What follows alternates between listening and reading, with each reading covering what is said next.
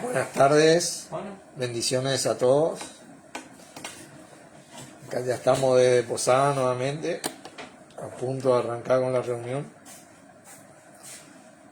Bueno, vamos a ir orando para empezar. Padre, en el nombre de nuestro Señor Jesucristo, te agradecemos una vez más por poder reunirnos conforme a tu palabra, en el nombre de tu Hijo, nuestro Señor Jesucristo, sabiendo así que Él está en medio nuestro, liderándonos y guiándonos de parte tuya, para tu agrado. Gracias porque esto es lo que estableciste para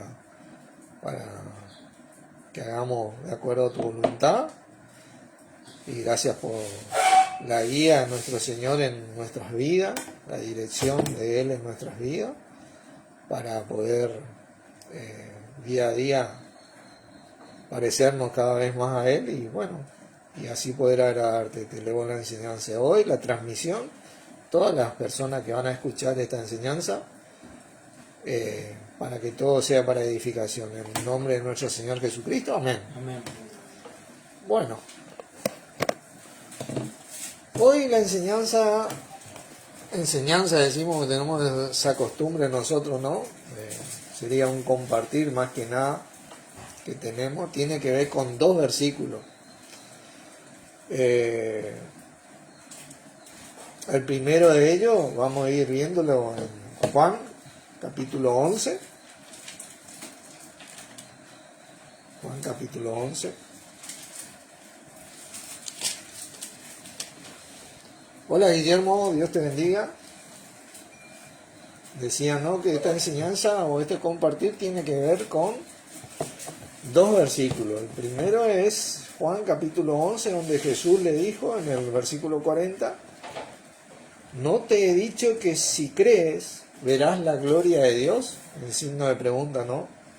Tremendo versículo. Está en el contexto de la resurrección de Lázaro, que después lo vamos a ver en detalle. Y Filipenses capítulo 2. Filipenses capítulo 2, ¿no? Versículo 21. Porque todos buscan lo suyo propio, no lo que es de Cristo Jesús. Uniendo estos dos versículos, no te he dicho que si crees verás la gloria de Dios, porque todos buscan lo suyo propio, no lo que es de Cristo Jesús, es el tema de esta enseñanza, ¿no? Verás la gloria de Dios. Nosotros aprendimos que la gloria de Dios hoy está en la faz de Jesucristo, es nuestro Señor Jesucristo que se ve la gloria de Dios. Así que Filipenses 2.21 prácticamente encaja perfectamente con Juan 11.40 hoy, ¿no? Hola Yanis, y es un llamado a la atención, a los que queremos ser cristianos, ¿no? A los cristianos, a la iglesia, al pueblo de Dios, ¿no? Como el pueblo de Dios hoy es el cuerpo de Cristo, hablando bien y pronto, ¿no? Al cuerpo de Cristo. Porque la tendencia del cristiano es buscar lo suyo propio, ¿no? Es ahí a donde nos empuja la carne. Por eso Jesucristo dice en ese momento, porque siempre fue esa tendencia a la debilidad del hombre, ¿no? No te he dicho que si crees, repitiéndole que tiene que mantenerse en la creencia, en la fe, para ver la gloria de Dios, ¿no es cierto? Porque esto funciona así en el ámbito cristiano. O hay veces que tenés que dejar ciertas cosas por nuestro Señor Jesucristo, ¿no? Y es un esfuerzo que hace el que viene a creer. Ahora, hola Carlos, Dios te bendiga. Uno viene y es salvo por gracia. Ahí recibe toda la gracia de Dios, ¿no? Pero después, a partir de ahí, comienza un andar de ese cristiano. Pero ese andar,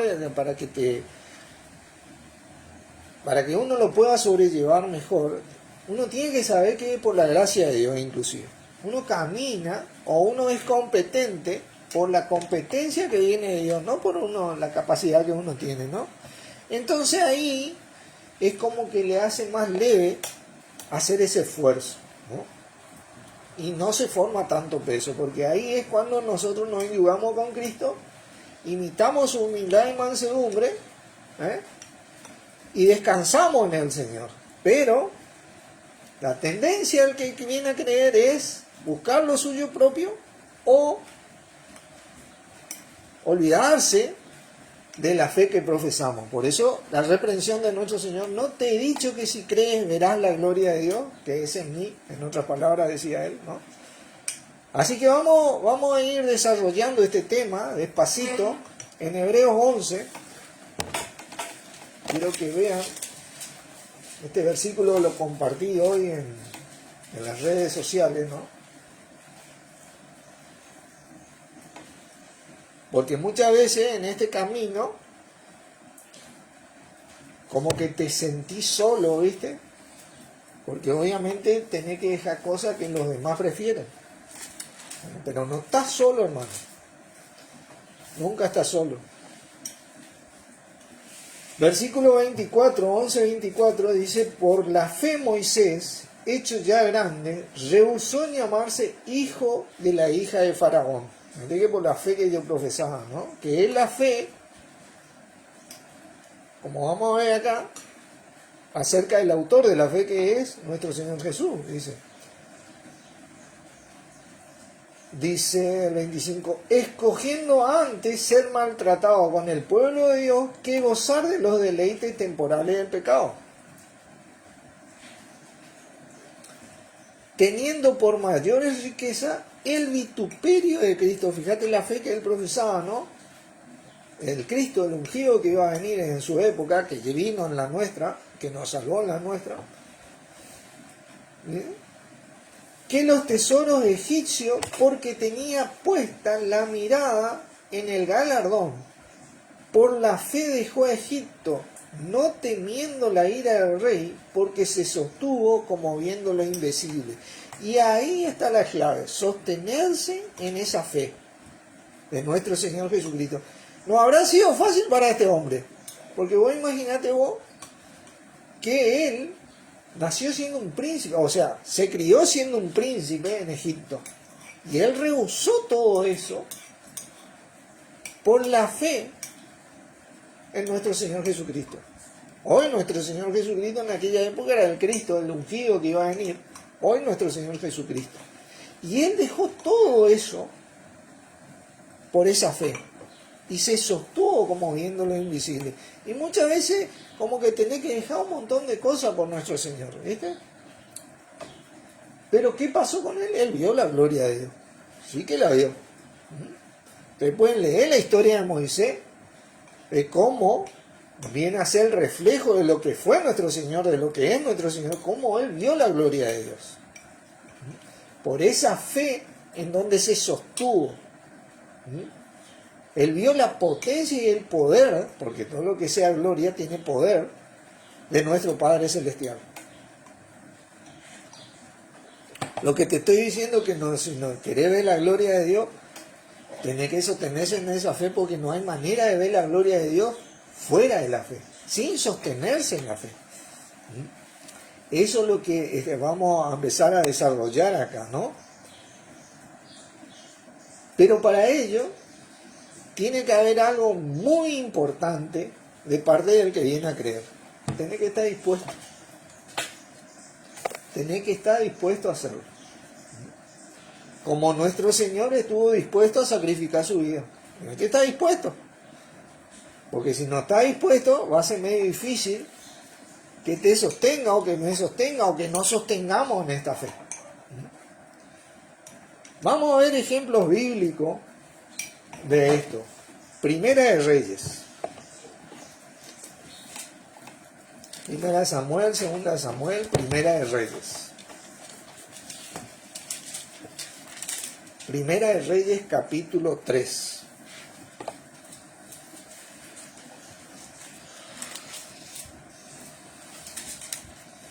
Vamos a ver la redundancia que tiene esta fe. Porque lo que a Moisés le costó, ustedes leen la historia de Moisés, ¿no? ustedes van a ver que él a los 40 años se va a Egipto, ¿no? Y a los 80 años nuestro padre le llama, ¿no?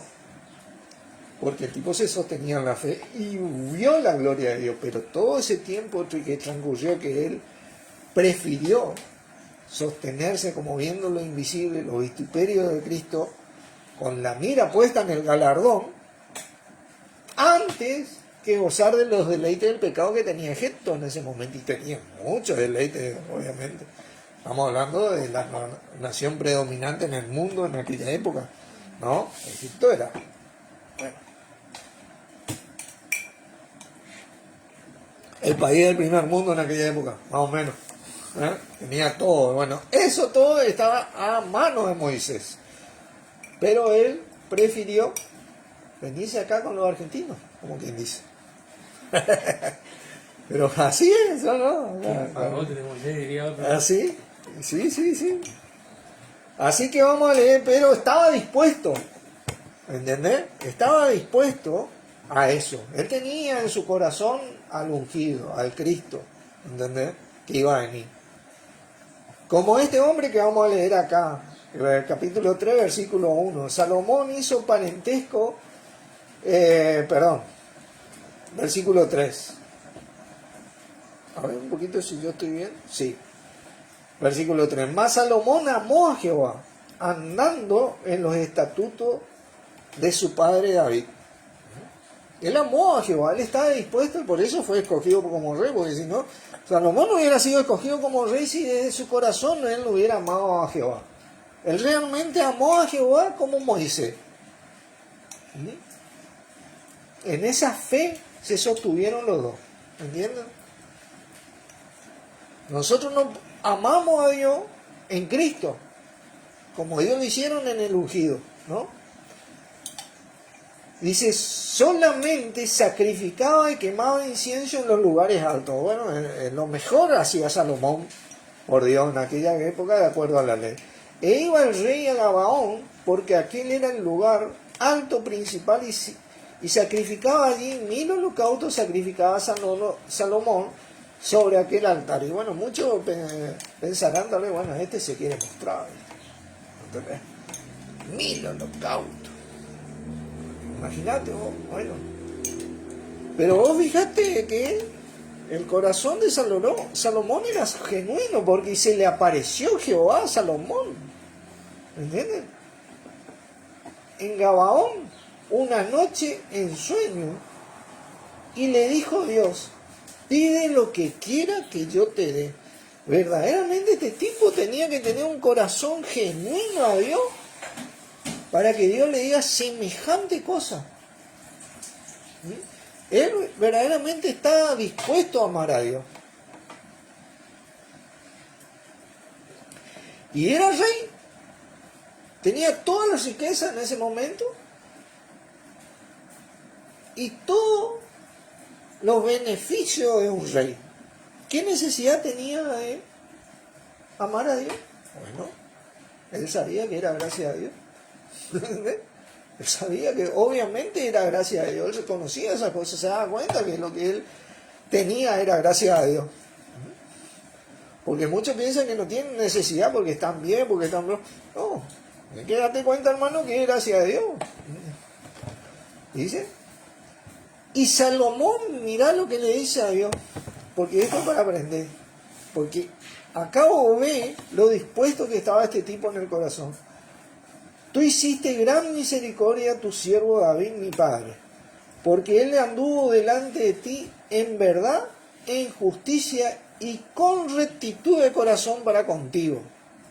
El corazón acá es muy importante, hermano, para ver la gloria de Dios. Y tú le has reservado esta tu gran misericordia en que le diste hijo que se sentase en su trono, como sucede en este día, ¿no? Un hijo que está dispuesto a seguir el ejemplo de David, ¿no? En ese momento. Después, bueno, Salomón metió la pata, pero fíjense el corazón en ese momento. Ahora pues, Jehová, Dios mío, tú me has puesto a mí, tu siervo, por rey en lugar de David mi padre. Y yo soy joven, le dice, y no sé cómo entrar ni salir. Y tu siervo está en medio de tu pueblo, al cual tú escogiste. Hoy estamos en medio tal vez del cuerpo de Cristo, que es tan grande, ¿no? Y esto viene bien para muchos de nosotros.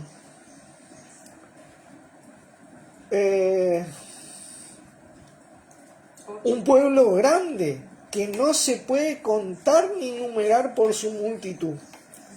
Da pues a tu siervo corazón entendido para juzgar a tu pueblo y para discernir entre lo bueno y lo malo, porque ¿quién podrá gobernar tu pueblo tan grande? Mirá lo que pide este hombre, siendo que Dios le había dicho, pide lo que quiera que yo te dé.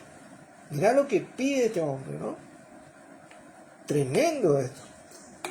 Y agradó delante del Señor que Salomón pidiese eso. Y le dijo Dios, porque has demandado esto y no pediste para ti muchos días, ni pediste para ti riqueza, ni pediste la vida de tus enemigos, sino que demandaste para ti inteligencia, para oír juicio. He aquí lo he hecho conforme a tus palabras. He aquí que te he dado corazón sabio y entendido, tanto que no ha habido antes de ti otro como tú, ni después de ti se levantará otro como tú. Y aún también te he dado las cosas que no pediste. Fíjate, el galardón, el esfuerzo que dice este tipo, ¿no? Al poner la mira en nuestro Señor Jesucristo, como quien dice, en las cosas de Dios, antes que en lo que Él deseara. Te he dado también las cosas que no pediste, riquezas y gloria, de tal manera que entre los reyes ninguno haya como tú en todos tus días. Y si anduvieres en mis caminos, guardares mis estatutos y mandamientos como anduvo David tu padre, yo alargaré tus días. Tremendo lo que recibió Salomón, porque él solamente le pidió a Dios poder entender cómo gobernar a ese pueblo, ¿no? Hoy nosotros le pedimos a nuestro Señor cómo poder funcionar en el cuerpo de Cristo. Y como este hombre, muchos de nosotros tal vez nos enfocamos primeramente en eso, antes que en otra cosa. O tratamos por lo menos, pero porque tomamos ejemplo de este hombre. ¿Por qué? Porque Dios da mucho más abundantemente de lo que pedimos y entendemos. Y cuando vos tenés un corazón recto, hermano, siempre vas a recibir de Dios y recibir y recibir y recibir. Vamos ahí al capítulo 17, quiero leerle otro ejemplo de otro gran hombre. En Reyes. Reyes, Primera Reyes, capítulo 17. Porque nosotros tenemos que aprender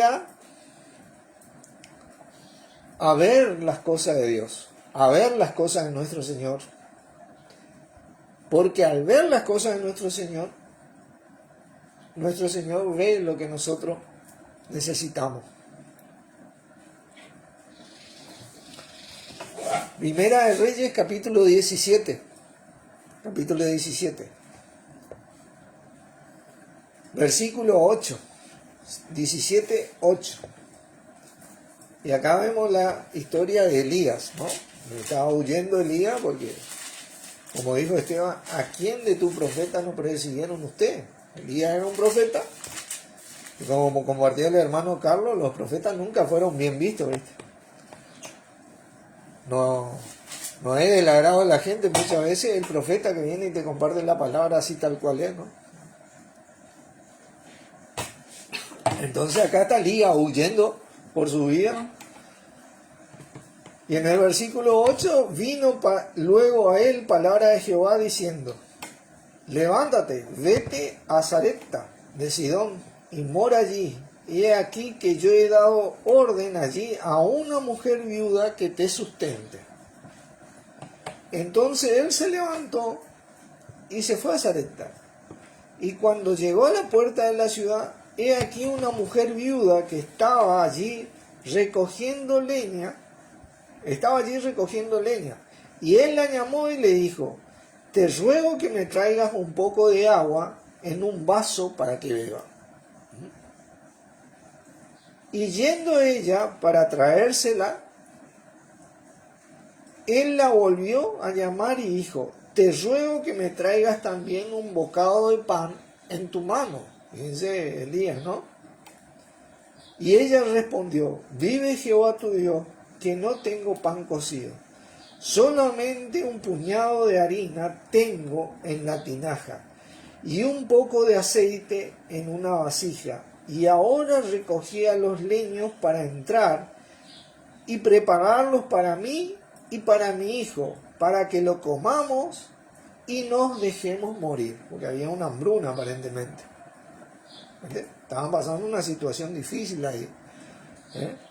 Y Elías le dijo: no tengas temor, ve, haz como has dicho, pero hazme primero a mí de ello una pequeña torta cocida debajo de la ceniza y tráemela.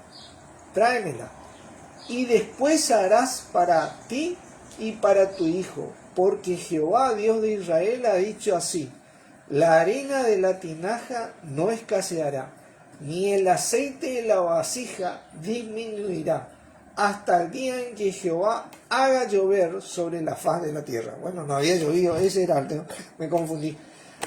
Había una sequía, había una hambruna, por ende, pero fíjate lo que Dios le pide a esta mujer, ¿viste? El alimento de tu hijo. El último bocado también le estaba pidiendo de tu hijo para que se le dé al profeta. ¿Y qué hace esta mujer? Dice: entonces ella fue e hizo como le dijo Elías, y comió él y ella y su casa muchos días, y la harina de la tinaja no escaseó, ni el aceite de la vasija menguó, conforme a la palabra que Jehová había dicho a Elías. ¿Entendés? Porque, ¿qué es lo que decía esta mujer? Darle de comer a su hijo y ella. Antes que nada, porque era lo último que tenía. ¿Entendés? Muchos de nosotros decíamos un montón de cosas tal vez, pero de repente viene la palabra de nuestro Señor y tenemos que decidir, hermano. ¿Y a qué viene esta reflexión? Que si decidí por el Señor, la harina de la tinaja no va a escasear, ni el aceite va a menguar tampoco para nuestras vidas. Porque el Señor bendice nuestros deseos, acrecenta nuestros deseos. Cuando nosotros lo acrecentamos a Él, como lo hizo Moisés, como lo hace este hombre, y como lo hizo esta mujer viuda. Fíjate vos, era una mujer viuda, ¿no? Fíjate que dice después de estas cosas aconteció que cayó enfermo el hijo del ama de la casa. Y la enfermedad fue tan grave que no quedó en el aliento. Y ella dijo a Elías: ¿qué tengo yo contigo, varón de Dios? ¿Has venido a mí para traer a memoria mis iniquidades y para hacer morir a mi hijo? Entonces todo lo que hicimos fue al cohete, le dice. ¿Verdad? Él le dijo: dame acá tu hijo. Entonces él le tomó de su regazo y lo llevó al aposento donde él estaba y lo puso sobre su cama.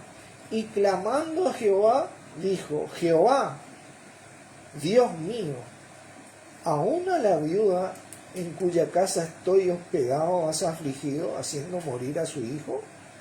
Y se tendió sobre el niño 3 veces y clamó a Jehová y dijo: Jehová, Dios mío, te ruego que hagas volver el alma de este niño a él. Y Jehová oyó la voz de Elías. Y el alma del niño volvió a él y revivió. ¿Pero por qué oyó? Porque este hombre, como Moisés, como Salomón, amaba a Jehová. Y había puesto a Jehová antes que su vida. Y por esa causa lo perseguían, ¿no? Por eso oyó nuestro Señor.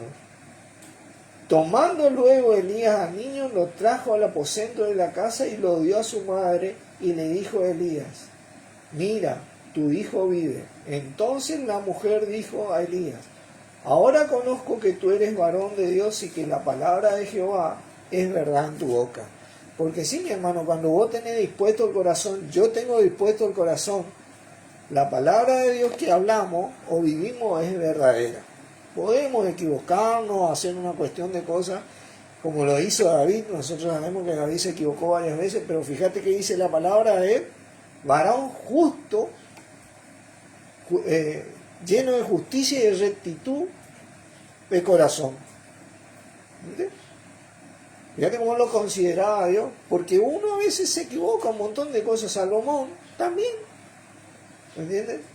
Pero el corazón es muy importante en estas cosas, porque ahí es cuando hace la diferencia Dios, nuestro Padre, en nuestro Señor Jesucristo.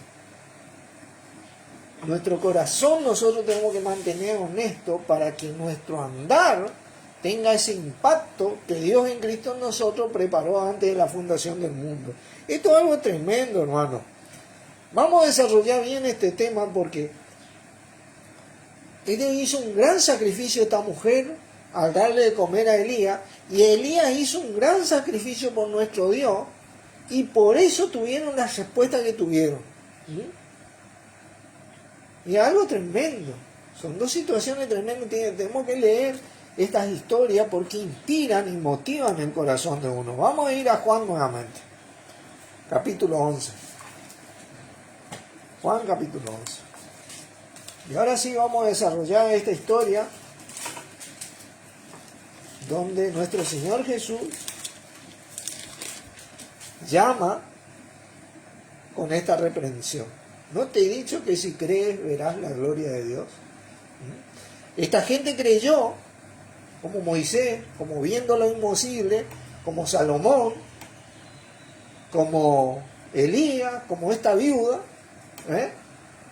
y recibieron mucho más, porque la harina de la tinaja no escaseó, ni el aceite menguó. Así tampoco en nuestra vida, hermano. Así que, capítulo 11, versículo 1. Estaba entonces enfermo uno llamado Lázaro, de Betania, la aldea de María y de Marta, su hermana. María, cuyo hermano Lázaro estaba enfermo, fue la que ungió al Señor con perfume y le enjugó los pies con sus cabellos. Enviaron pues las hermanas para decir a Jesús: Señor, he aquí el que amas está enfermo. Tremendo. Acá hay muchas claves, hermano. Oyendo Jesús dijo: esta enfermedad no es para muerte, sino para que la gloria de Dios, para que el Hijo de Dios sea glorificado por ella. La gloria de Dios glorifica a su Hijo. Eso tenemos que tener bien en claro esto. La gloria tiene que ver con el poder de Dios, ¿no? Dice, y amaba a Jesús a Marta, y a su hermana, y a Lázaro. Miren, tremendo acá que dice Marta, ¿no? Porque María era la que derramó el perfume y enjugó con sus cabellos los pies, y Marta es a quien le dijo al Señor: Marta, Marta, siempre atareada y angustiada con los quehaceres de la casa, ¿no? Es la que le reprendió, pero él le amaba a Marta también. Fíjate vos que acá le nombra a Marta. María fue la que se quedó a escuchar la palabra del Señor, y Marta fue la que andaba atareada, angustiada, y le dijo: alguien tiene que hacer las cosas. Marta, Marta, siempre atareada y angustiada, ¿no? Pero él le amaba a Marta. Es tremendo esto, ¿no? Quería hacer este paréntesis acá para que sea notorio, ¿no? Porque es notorio, ¿no? Porque una vez se piensa que Marta, viste, le estaba errando, y no es que le estaba errando. Simplemente que Marta estaba haciendo las cosas atareadas, bueno, en ese momento desaprovechó, tal vez escuchaba ciertas cosas del Señor, pero estaba aplicando la palabra, ¿no? Y después entendió muchas cosas, obviamente, por eso nuestro Señor le amaba.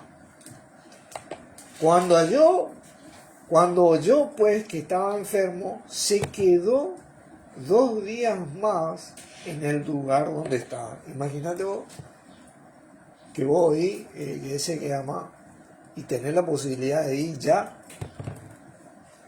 Él se quedó. ¿Por qué se quedó ahí? Obviamente que se quedara era la voluntad de Dios. Y vamos a ver esto. Era la voluntad de Dios que él se quedara, ¿no? Y él tuvo que contenerse, ¿no? Nuestro Señor tuvo que contenerse ahí. Luego, a ver, sí. Luego, después de esto, dijo a los discípulos, vamos a Judea otra vez, le dijo. Le dijeron los discípulos, Rabí, ahora procuraban los judíos apedrearte y otra vez vas allá. Venimos escapando de esto y vamos allá otra vez. Y vamos. Y cuando es la voluntad de Dios, tenés que ir. Porque no te van a apedrear, hermano. Vas a recibir un piedrazo y si te quedas, tal vez, pero no te van a apedrear. Respondiendo Jesús dijo, ¿no tiene el día 12 horas? Y el que anda de día no tropieza, mas el que ve la luz, porque ve la luz de este mundo, pero el que anda de noche tropieza porque no hay luz en él. La comparación que hace nuestro Señor con el andar espiritual, ¿no? Dicho esto, le dijo después, nuestro amigo Lázaro duerme, voy para despertarle. Dijeron entonces sus discípulos, Señor, si duerme sanará, pensando, ¿no? Pero Jesús decía esto de la muerte de Lázaro y ellos pensaron que hablaba de reposar del sueño. Entonces Jesús le dijo claramente, Lázaro ha muerto.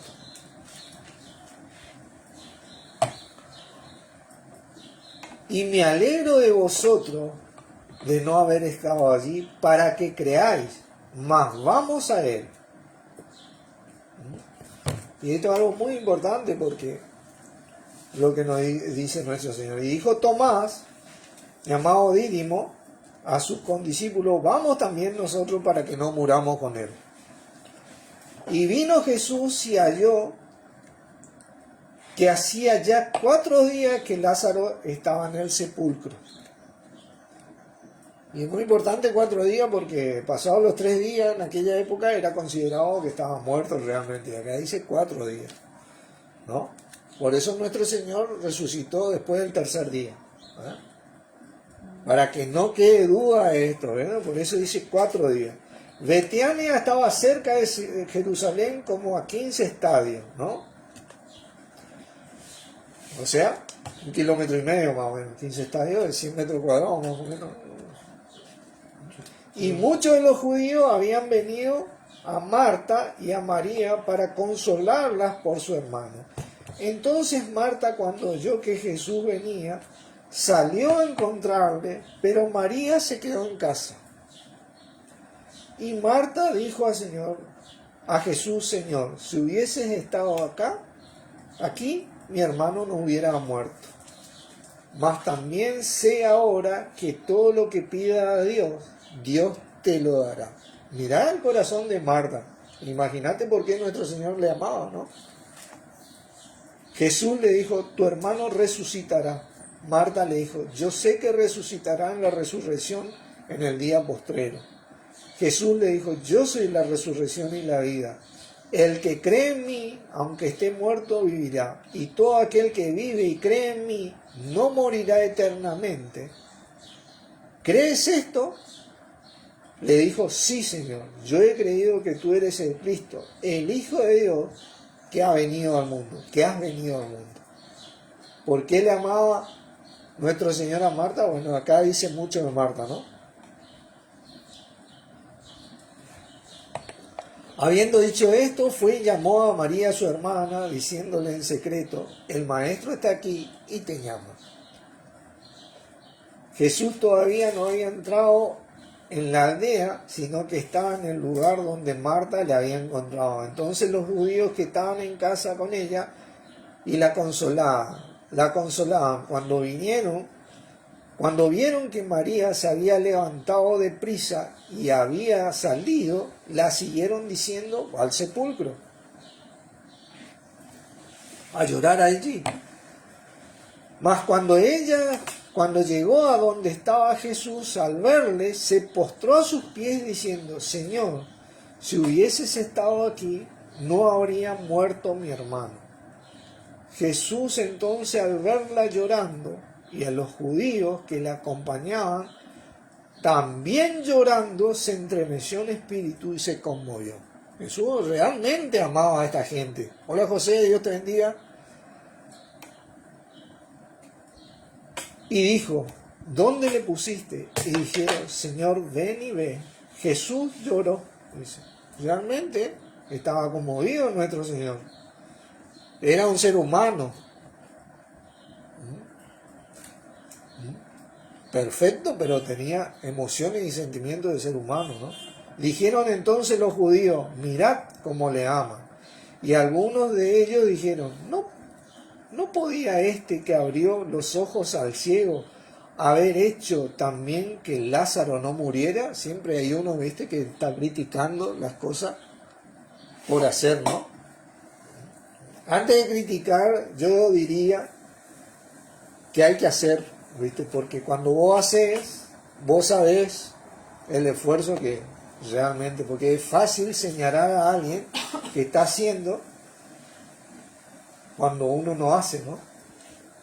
Antes de hacer eso, dice, Jesús, profundamente conmovido, otra vez vino al sepulcro y era una cueva y tenía una piedra puesta encima.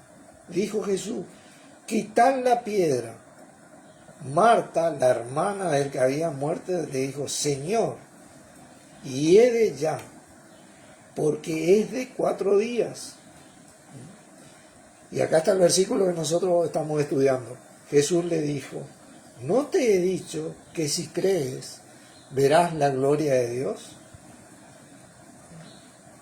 Entonces, ¿qué hicieron? Quitaron la piedra de donde había sido puesta el muerto. Y Jesús, alzando los ojos a lo alto, dijo, Padre, gracias te doy por haberme oído. Yo sabía que siempre me oyes, pero lo dije por causa de la multitud que está alrededor, para que crean que tú me has enviado. Esos 2 días que Jesús se quedó, ¿no?, Él le oró al Padre. Eso es lo que tenemos que ver. Yo me quedo acá en tu obra. Muchas veces nosotros le oramos a nuestro Señor, nos quedamos acá en tu obra, pero cuando volvemos, queremos a nuestro Lázaro, amamos a nuestro Lázaro.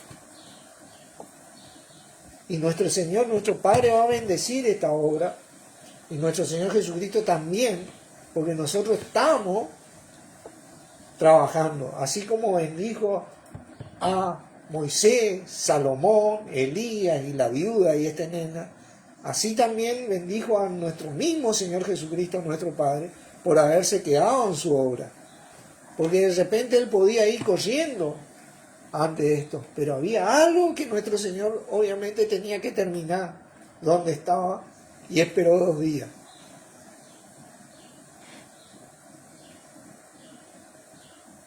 Y fíjense lo que ocurre, ¿no? Porque muchos de nosotros también por nuestro Señor dejamos un montón de cosas y nos esforzamos, ¿eh? Así también clamamos desde lo profundo de nuestro corazón a nuestro Señor para que bendiga nuestras vidas, y la de nuestros seres queridos, ¿no? Porque ahí es donde yace la respuesta, ¿entienden? La forma en que se produce esto.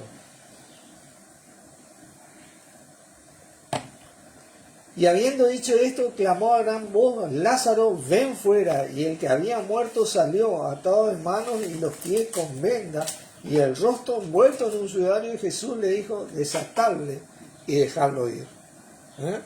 Esa es la bendición que está preparada en nuestro Padre antes de la fundación del mundo en Cristo para nosotros. Cuando nosotros ponemos a nuestro Señor como preeminencia en nuestra vida, porque así dice la palabra en Colosenses, nosotros vamos a poder ver ese Lázaro que se levanta para nuestras vidas, ese que amamos, eso que amamos. Porque Dios nunca va a dejar de cumplir su palabra, por eso hay tantos ejemplos así. Por eso este es un aliento para muchos de los que venimos a creer, a muchos que venimos a servir, a aquellos que quieren ser cristianos, que nunca es una pérdida poner a nuestro Padre primero y a nuestro Señor como preeminencia en nuestra vida de parte de Dios. Nunca vas a perder. Por más esfuerzo que tenga que hacer, porque tenés que tal vez aguantártela, como Moisés se la aguantó, como Elías se la aguantó, como esta viuda se la aguantó, conmovida tal vez por lo que el profeta le dijo, yo le voy a dar la comida de mi hijo a este tipo, y creyó eso, ¿entendés? ¿Y qué recibió? La recompensa, el aceite no menguó y la harina de la tinaja no escaseó. Así tampoco en nuestras vidas, mi hermano. Nunca es una pérdida de tiempo servir a nuestro Señor Jesucristo de parte de Dios y a Dios por medio de nuestro Señor Jesucristo. Nunca vas a perder. Y mucho más cuando enfocas tus propósitos en los propósitos de Él. Porque nosotros enfocamos nuestros propósitos y clamamos a nuestro Señor desde lo profundo de nuestro corazón y a nuestro Padre por medio de nuestro Señor. Porque tal vez no tenemos la rectitud que tenían, pero sí tenemos el corazón, hermano. Tenemos ese corazón de que emana, que brama, como el ciervo brama en el desierto, por nuestro Señor. Queremos eso a nuestro Señor antes que nada. Y ahí es cuando nuestro Señor escucha. Y oye, como escuchó la oración de Elías. Y cuando son respondidas. Y clamamos por nuestros enfermos, los que están con nosotros, a nuestro Señor, para que levante como levantó a Lázaro, para que sane en esta misma hora. Ahora ya le estoy orando al Señor porque me copo con la palabra de nuestro Señor, para que levante, porque muchos de nosotros hemos dejado un montón de cosas por vos, Señor. Porque sabemos que vos te ocupás de nuestras cosas, porque no es que las dejamos, sino que realmente invertimos nuestras cosas en vos. Como hicieron esto y como hizo nuestro mismo Señor Jesucristo, porque como Él nos sostenemos en la promesa de Dios. Tremendo esto. Y para la iglesia, ¿no?